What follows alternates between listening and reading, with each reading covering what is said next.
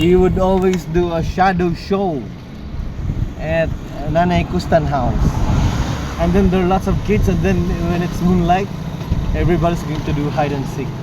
And did you know that I had an invisible friend there, a dwarf. His name is Pinkle Did. Pinkle Makul. Pinkle Did. Pinkle Makul. Pinkle Did.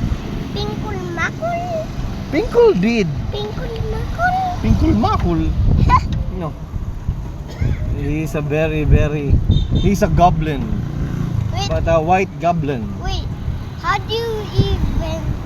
did you make a friend like that? I don't know, he just befriended me. And also your mommy. You know what happened to your mommy? What? She had an accident there. What is She it? stepped on broken glasses.